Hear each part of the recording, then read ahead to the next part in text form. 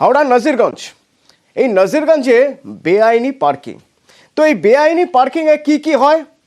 বেআইনি পার্কিংয়ে জুয়ার আসর বসে, মদ গাঁজা খাওয়া হয়, নেশার আসর বসে। আর এর পাশ দিয়ে যদি মহিলারা কেউ যান তাহলে টিজ করা হয়, কটূক্তি ভেসে আসে।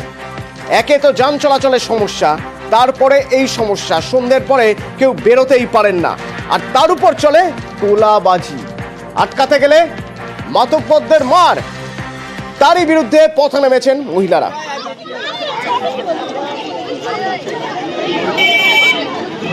দেবাশিস, নাজিরগঞ্জে কতদিন ধরে এই বেআইনি পার্কিং চলছে? কাদের মদতে চলছে?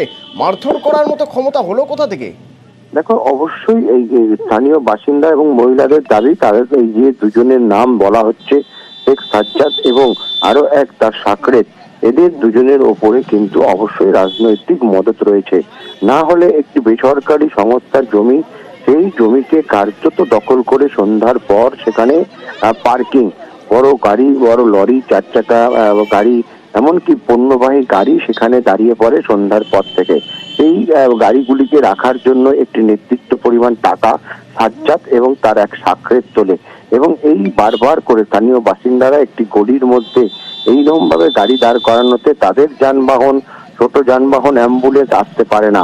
এমনকি যে অভিযোগ, সন্ধ্যার পর থেকে সেখানে কিন্তু এই যে চালক খালাসি বা অন্য বাইরে থেকে লোক এসে এই গাড়িগুলির উপরেই বসে কিন্তু মদ্যপান করা, জুয়ার আসর বসানো, এমনকি মহিলাদের কটূক্তি করা, তার প্রতিবাদ করতে গেছিল বেশ কিছুদিন ধরেই মানুষজন। প্রত্যেকদিন যখনই প্রতিবাদ করা হতো, মানুষজনদের উপর হামলা করা হতো। এই ঘটনা কিন্তু পুলিশের একেবারে নাকের ডগায় ঘটলেও নাজিরগঞ্জ থানার পুলিশের বিরুদ্ধে কিন্তু বিস্তর নিষ্ক্রিয়তার অভিযোগ রয়েছে মহিলাদের।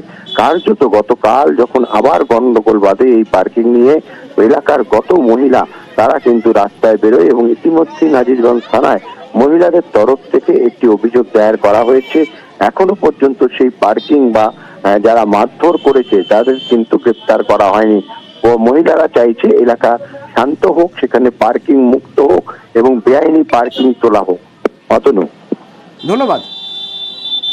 পার্কিং তুলতে হবে, আমাদের রুগী ফুগি আমাদের নিয়ে যাওয়া একদম যায় না। আর ও যখন তখন কেন লোকের গায়ে হাত তুলবে? সাজ্জাদ যে আছে লিডার, কেন লোকের গায়ে হাত তুলবে? ওর কিসের এত পাওয়ার? যে প্রতিবাদ করতে হবে গায়ে হাত তোলে। এই পার্কিংটাও তো তুলতে হবে, এবং ফটফট করে লোকের গায়ে হাত তোলে এটাও বন্ধ করতে হবে। বেআইনভাবে এখানে গাড়ি জমা হয়, এমন জায়গায় রাখা হয়, গাড়িতে মদ জুয়া খেলা, মেয়েরা বেরোতে পারে না। আমরা এতে টিউশনে মেয়েরা শুধু আসতে পারে না, আসলে টোনটি টিকিট মারে।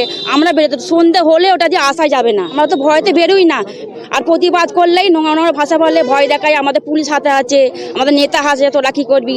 তো আমার হাজব্যান্ডকে মেরেছে, আমার হাজব্যান্ড প্রতিবাদ করেছে বলে। এই পার্কিংটা তুলে দিলে আমাদের সুবিধে হয়।